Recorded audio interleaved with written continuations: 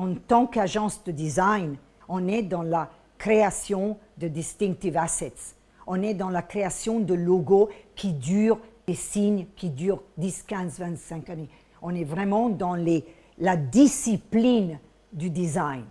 Notre cœur du métier, c'est des grosses marques. Bien entendu, Danone, donc Franck Ribou à l'époque et Jacques Vincent, ils nous ont fait faire le logo.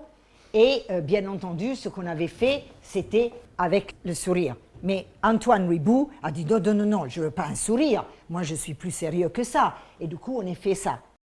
Quand Antoine Ribou est décédé, Franck Ribou, son fils, a pris la place.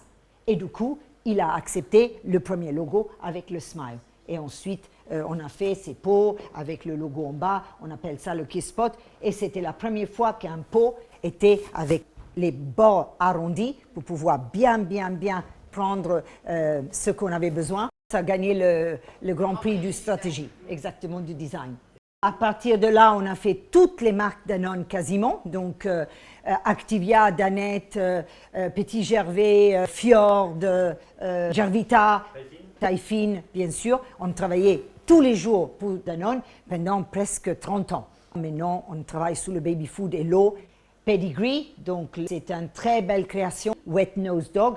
Si quelqu'un a un chien, vous savez que quand ils ont faim, ils mettent souvent leur petite tête sous le genou parce ils cherchent à manger. Et on a fait tout le travail de Feed the Good avec ce logo qui rayonnait.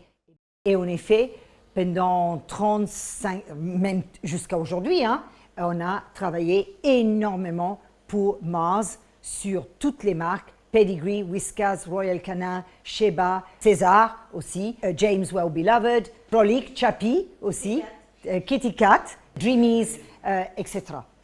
La vache qui rit, donc ça c'est grâce à un travail fabuleux. Donc bien sûr, la vache était iconique, on ne touche pas des icônes, ça fait 50 ans qu'elle était comme ça, et on se rend compte que elle n'était pas aussi wow que ce qu'elle pourrait être. Regardez la différence. On lui a fait une jolie coupe de cheveux, on a agrandi les yeux, on l'a rendu plus happy, on lui a tilté la tête. Du coup, il y a une énorme différence tout en gardant la distinctivité de la vache qui rit. On a enlevé le fond qui était générique, toutes les marques distributeurs font des ciels et des fonds verts et on l'a complètement nettoyé et surtout, réassurance importante, cette vache, elle n'est pas nourrie avec des mauvais aliments, elle est nourrie par l'herbe. Donc voilà un très beau travail de hardcore branding dans le monde entier et ça va durer des années et ça turned around la marque.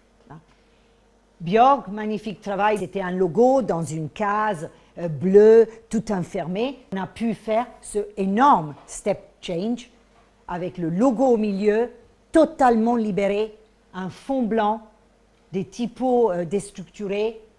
Au lieu d'avoir des bols, des cuillères, comme tout le monde, on a juste spill out, on a juste jeté les ingrédients. Et en effet, les clients, le consommateur, l'a adoré. Parce que pour elle, c'était vrai. C'était pas factice. C'était le meilleur que la nature puisse vous donner.